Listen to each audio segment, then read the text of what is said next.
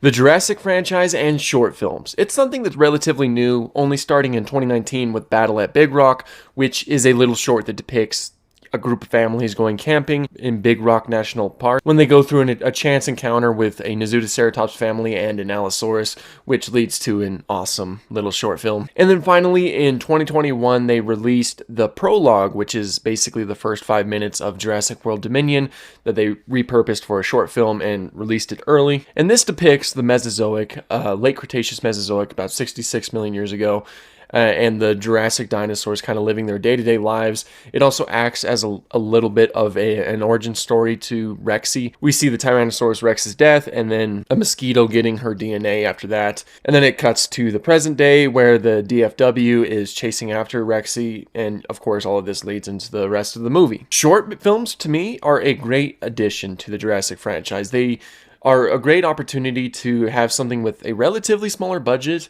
but also kind of fleshes out things that, need not necessarily need to be fleshed out, but, it's beneficial for them to be fleshed out. And so because of that, there's probably a few different short films that you can make that'll help enhance the Jurassic franchise. And so here are a few of my picks. Firstly, I really enjoy the prologue. The prologue is a great addition to the Jurassic franchise. I think it's really interesting to see the dinosaurs in the past. They are, of course, not accurate. I mean, this would have been a great opportunity to have accurate dinosaurs, and kind of as like a contrast to the ones in the present. That way they could kind of, emphasize the fact that that's what they've been pushing for the most recent movies. But because the dinosaurs are not accurate, you would have to operate under the assumption that this is what the dinosaurs look like in this universe. And so their cloning has been pretty successful overall. And so because of that, you have an interesting opportunity to show unique environments and ecosystems that you wouldn't see in life. I mean, with the prologue, you already saw that. There's dinosaurs that didn't even show up in the same time as one another, or in the same place, kind of like intermingling. Like you have Iguanodon, which is, a time-traveling dinosaur in this. Same with Giganotosaurus, so that it can fight the Tyrannosaurus Rex.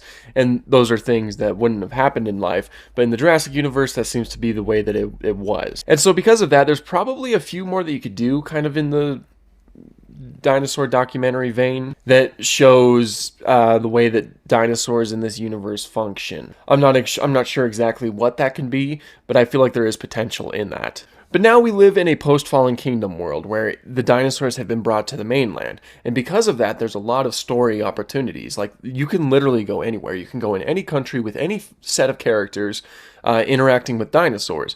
You don't have the burden of excuses to get people to go to islands or things like that. No, the dinosaurs have been brought to us, and so this gives the perfect opportunity to tell little unique stories about how people around the world are interacting with things like this.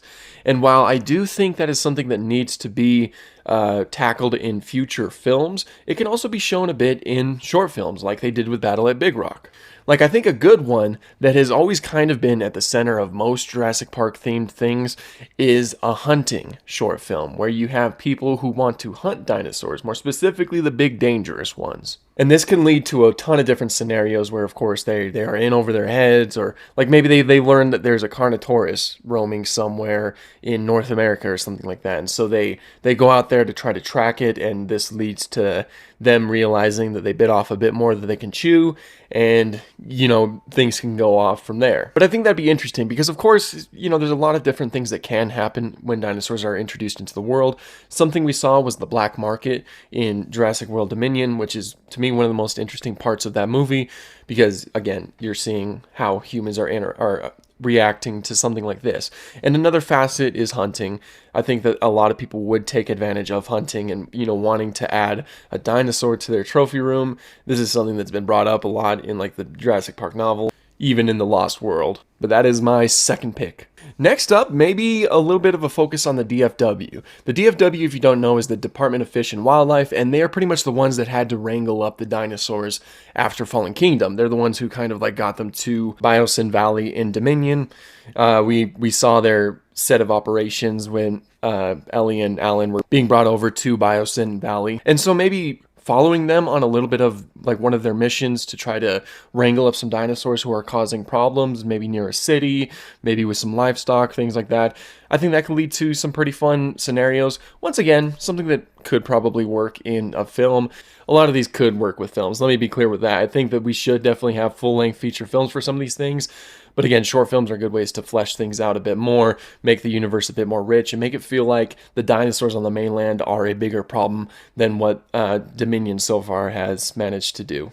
And next, I think that this is definitely at the forefront of a lot of people's minds, is a horror short. Like, you know, something that's terrifying. I mean, just look at this clip from the Dino Tracker website.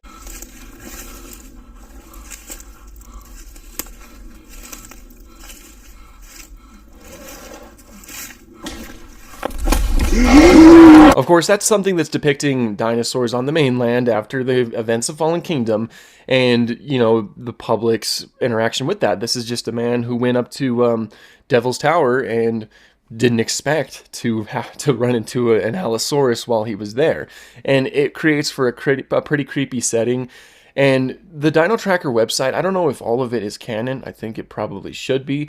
I love the Dino Tracker website. But that website showed that there was a lot more dinosaurs on the mainland than we initially thought. Some of those being the Jurassic Park 3 Velociraptors. And so maybe you can make a horror short with those guys and kind of make Velociraptors terrifying again. Because I think a lot of people would agree with me on this. The World Trilogy kind of brought Velociraptors down a few notches ever since they did the whole training thing. And they were, you know, very loosely trained, but I think as each film goes on, Blue becomes more and more of a character, which, you know, that definitely works for a lot of merchandise and things like that.